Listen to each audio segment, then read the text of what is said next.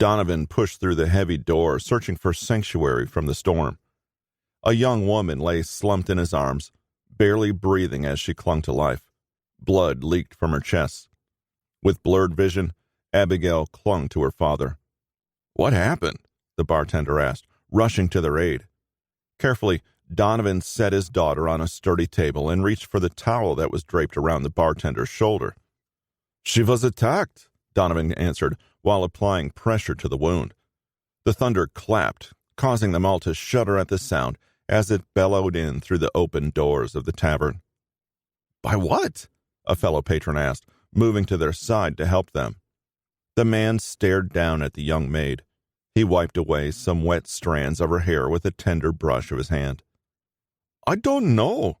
It was too dark for us to see, but it came out of nowhere," Donovan gasped, trying to keep his daughter from passing out. She lifted her head slightly and glanced around the room. Faces of men surrounded her, and all she wanted to do was to escape. "Papa, please," Abigail pleaded, reaching out a weak hand to her father. "Hush, my dear, don't speak. We will get this minute you'll see." A weak smile passed across her father's face. She tried to give one back, but the pain that was coursing through her body was too much. The heat and blood were draining out of her body too quickly, and she knew she didn't have much time. "I love you, Papa," she said, letting her head fall with a thud onto the wooden table.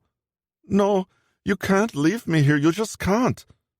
Donovan dropped to his knees and rested his head on her.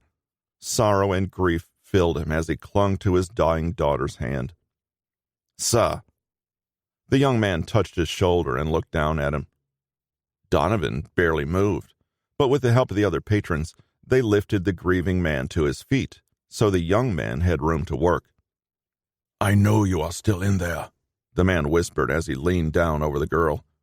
A slight gasp of air wheezed through her parted lips. "My name is Lucas. I can help you, but you must hold on with every fiber of your being. Do you understand? Do not give up. Not yet." Lucas waited for a reply, even though he didn't expect to get one.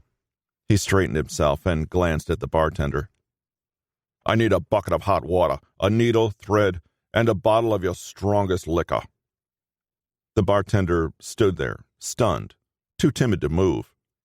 Lucas took a single step towards him, and with his eyes narrowed at the man, he repeated his order. The bartender nodded quickly and darted to the bar, where he retrieved all that he could remember from Lucas' list.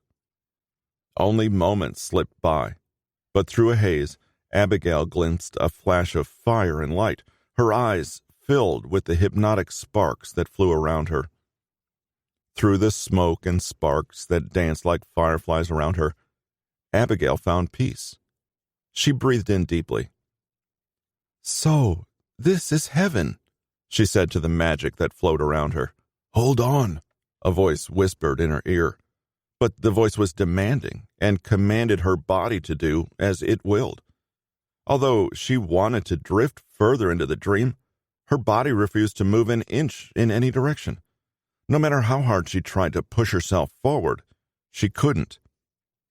"What is going on?" she asked, searching for the restraints that held her down. She heard a gentle laugh from among the sparks and smoke. In the flickers of light, tiny faces stared back at her, each filling her with hope. She closed her eyes, blocking out the light from her vision. "Please," Lucas said, pushing Donovan aside. "You need to give me room to walk. I can save a life if you let me." The tone in Lucas' voice intimidated Donovan.